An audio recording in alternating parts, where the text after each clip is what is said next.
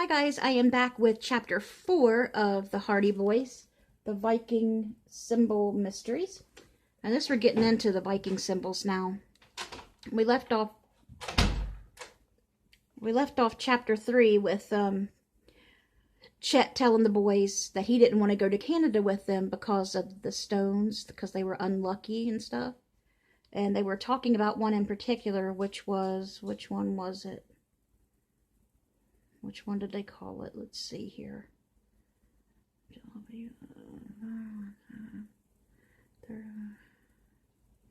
The ruin stones and the Horkle stone, which is the most evil of them all. So that's where we're taking off from there. So chapter 4, Dangerous Solo.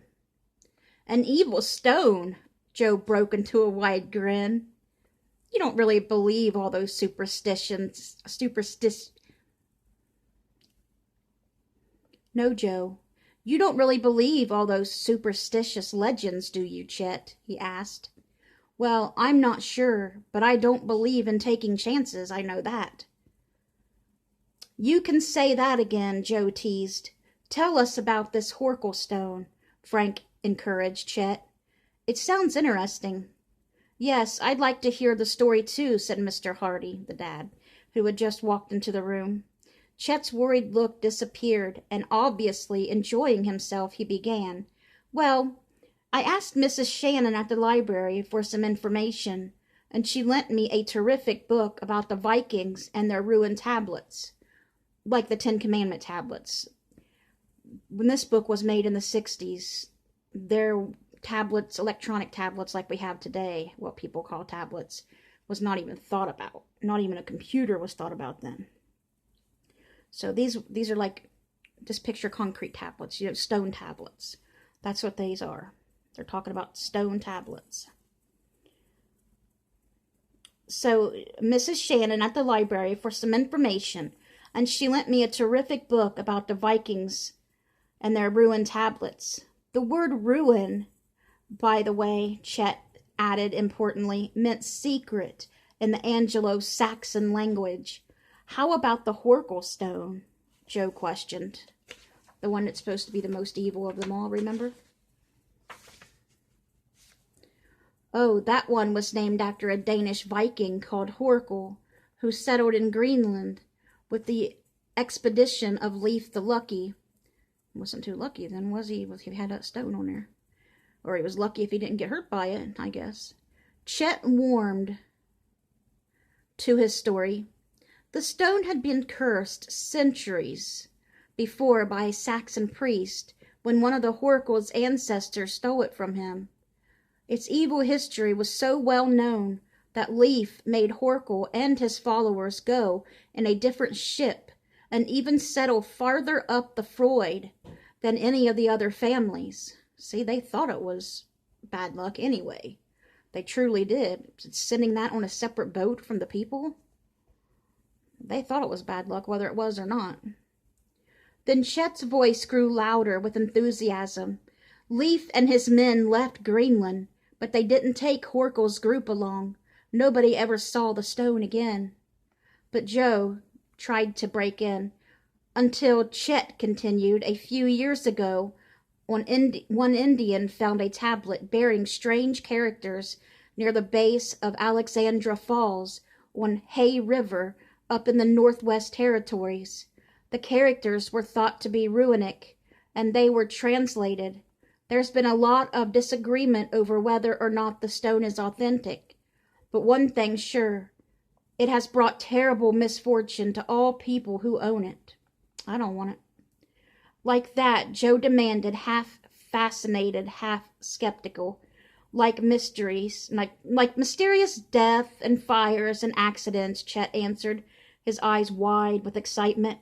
That's a strange story, all right, put in Mr. Hardy, leaning forward in his chair. Even without jinxed stones, that area is dangerous. What do you mean, Dad? Frank asked.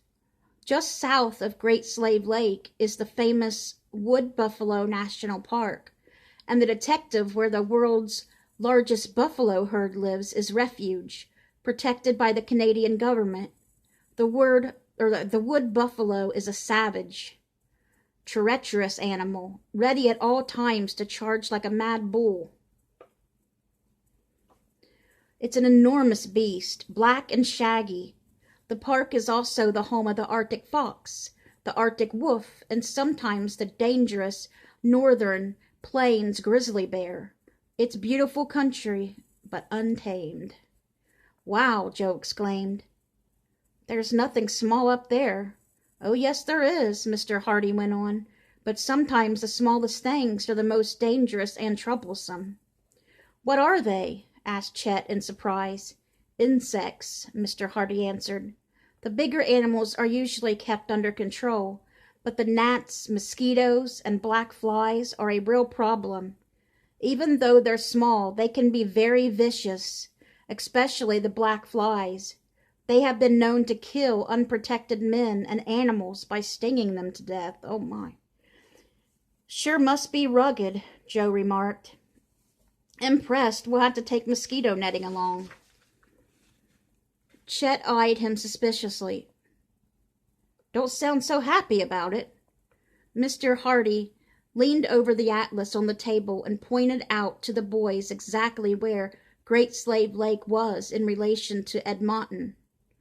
With a wink at his brother, Joe said to Chet, We'll send you a snapshot of the unlucky ruined stone if you come across it. For a moment the plump boy's face was a study of conflicting emotions. Then a slow grin spread over his features. Okay, fellows, you win, he declared. I'm not going to be scared out of the trip by any little old stone. Count me in. Mr. Hardy and his sons laughed. That's the spirit, Detective Morton. The older sleuth cheered him. The next morning Frank and Joe started for the airport right after an early breakfast, eager to begin their float plane lessons.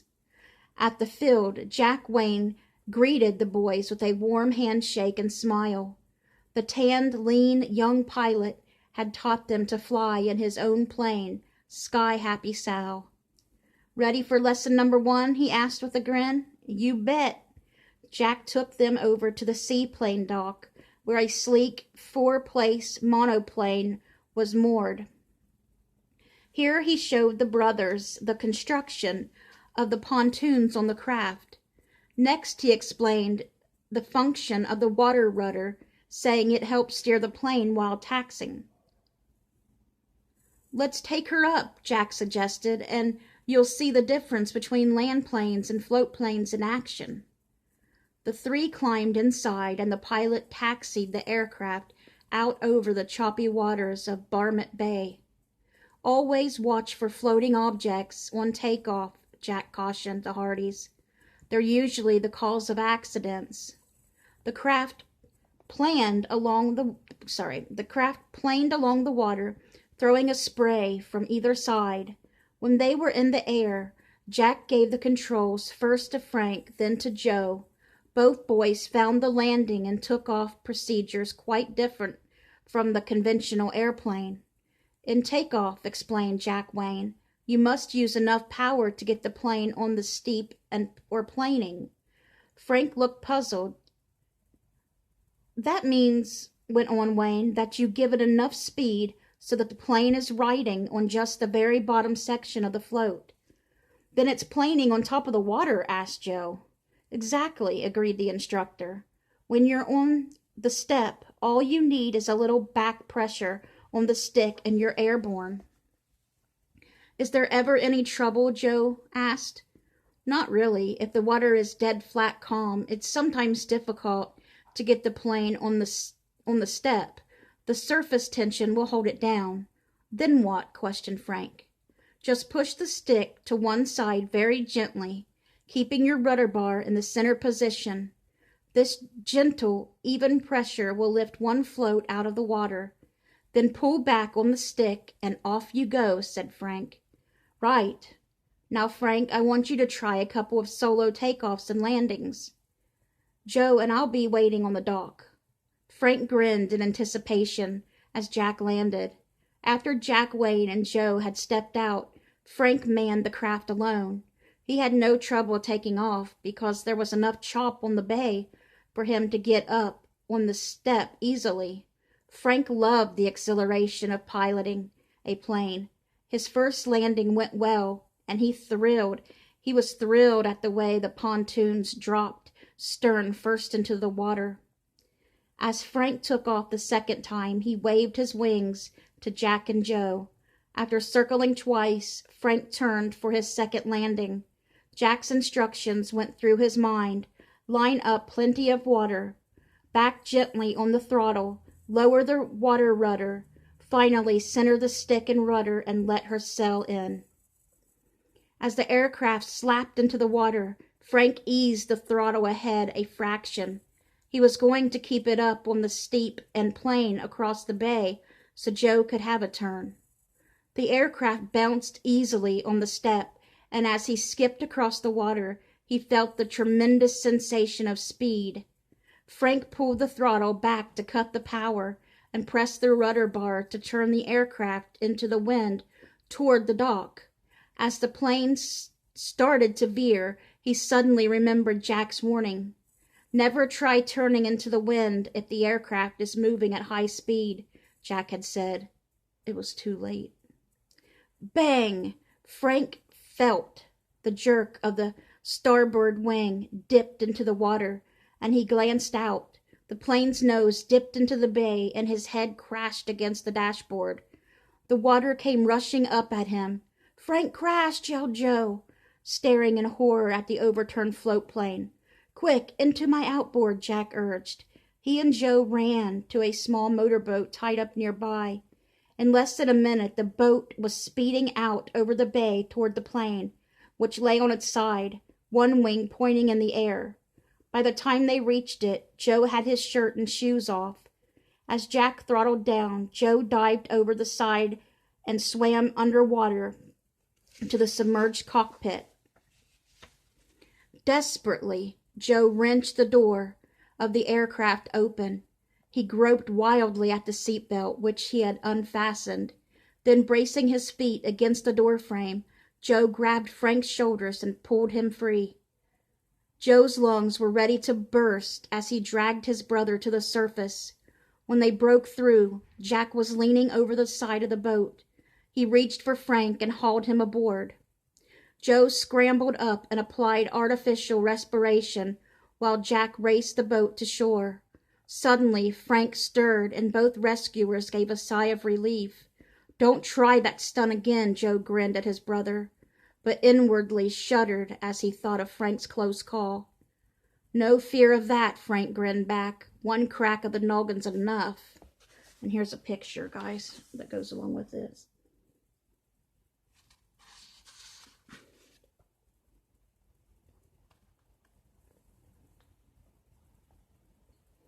All right. When they reached shore, Frank insisted he felt well enough to ride home. His only injury was a bruise on his forehead, where his head had hit the dash. "Hope I didn't put your plane out of commission, Jack," he said. "I'm sure the mechanics can fix it up," Jack replied, adding that he would have the craft refloated immediately. Frank smiled wanly at Joe. "I ruined your chance to do a solo. Sorry." "I'll get a turn," Joe said cheerfully. The boys returned home and hurried up to their room without encountering their mother or aunt. That's a good thing. They showered and put on dry clothes. At the supper table, the boys' family commented on Frank's darkening bruise. The brothers told of Frank's miscalculation, but made light of the incident. "Oh, your family's not going to like that." Later that evening, while they were studying the maps of the Great Slave Lake area, the phone rang. Joe answered, and a woman at the other end of the line said, "This is Mrs. Shannon at the public library. Chet Morton mentioned that you boys are interested in Viking ruined stones. I was wondering if you took out one of our reference books on the subject by mistake." "Of course not," said Joe. "What book is it?" "One of the most valuable in our collection," Mrs. Shannon replied. "Ruined Stones and Viking Symbols by Peter Baker Jones." And that is where we stop with chapter 4.